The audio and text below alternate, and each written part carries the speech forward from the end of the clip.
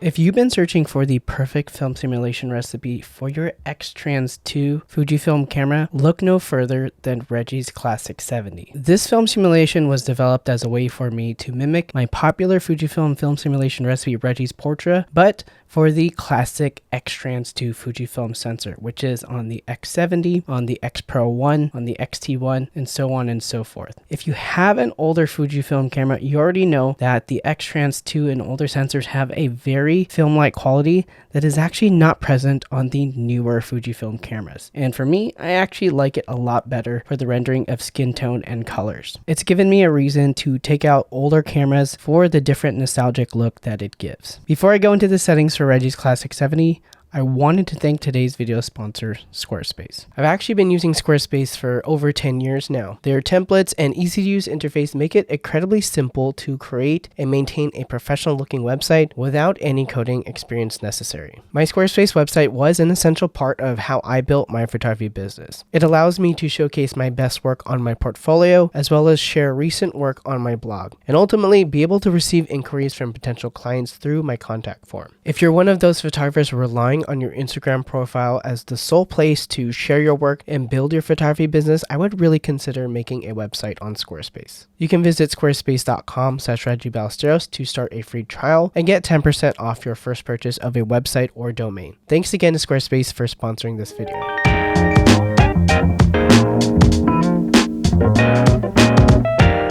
Today I'm going to set up this film simulation recipe on my Fujifilm X70, which is a camera that was released back in 2016, but it actually works on any of the Fujifilm cameras that have the X-Trans II sensor, specifically the ones that have classic chrome, like the X100T, the X Pro 1. Please be sure to look up online if you're going to purchase any camera to use this specific film simulation recipe, because classic chrome is integral to the film simulation recipe. So the first things first is we're going to set the image size. The image size is going to be set to 3:2 large, which is going to give the largest sensor readout. When I'm shooting, if I need to crop anything into 16:9 or to 1:1, I will actually go in the camera and set these to these different ones so that I can crop in camera and have a better read on the composition.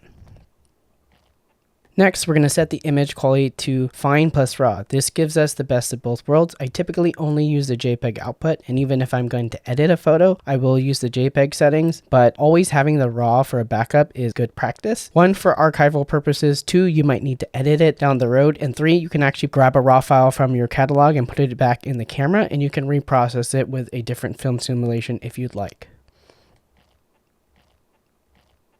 For dynamic range, I set this to auto, and you'll realize that if you raise the ISO to 200 to 400, around there, it will actually increase the dynamic range based on the situation. So if you raise it twice above the native ISO, dynamic range 200% can be selected, and so on and so forth. And this increases the dynamic range of the scene that's captured. And for this older Fujifilm sensor, this is actually very useful to have because the dynamic range is not as wide as the newer Fujifilm cameras.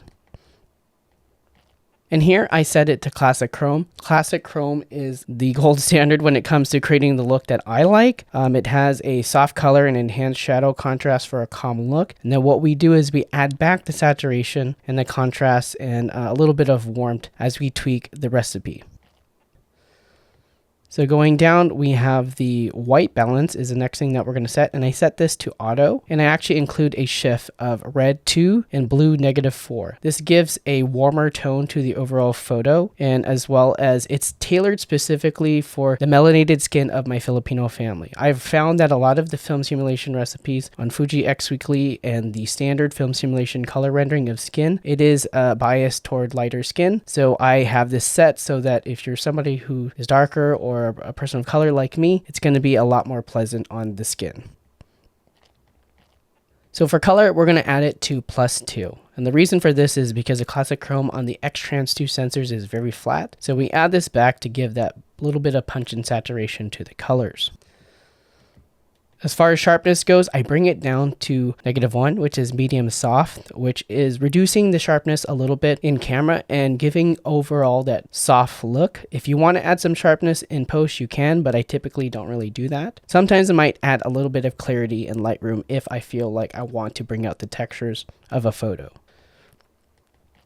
For the highlight tone, we're going to set this to -2. -2 means it's going to bring down the highlights all the way down when we're taking a photo, so we can try to squeeze as much dynamic range out of the scene. And then for the shadow tone, I have this to 0, and this is because I want to keep some contrast and punch in the photo. When I take photos with shadows, I typically either expose for the shadows and kind of like blow out the image a little bit, or what I'll do is expose for the highlights typically, which means that I'm focusing on what's directly lit by the light and bringing everything down. By having the shadows at 0, this lets the shadows be nice and bold and have that deep tone instead of looking overly flat and kind of having that HDR effect. For noise reduction, I have this set to -2.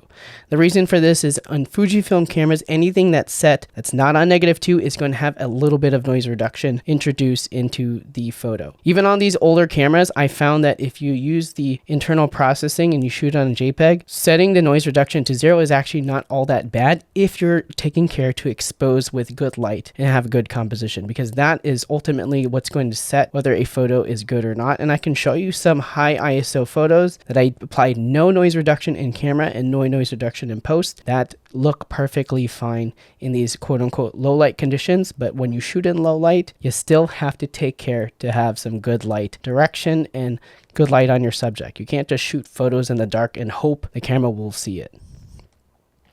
And what you want to do is go into Edit, Save Custom Setting, and then you're going to save it into the specific slot that you want, and you can name it whatever you like. I have mine set to the function button on the side. If I press here, I have custom setting 1, here custom setting 2, and custom setting 2 is my black and white film simulation recipe for the X-Trans II sensor. And truth be told, when I originally got the X70 back in 2016, I was shooting in a RAW because I didn't respect the value of shooting in JPEG. But now that I shoot JPEG, I had to bite the bullet and buy the camera back in 2021. I forgot what year. And I started using JPEGs in it, and it has completely transformed the camera for me. And it's based on things that I learned about best practices for shooting JPEG. If you want to learn about these best practices of shooting JPEG, check out this video right here.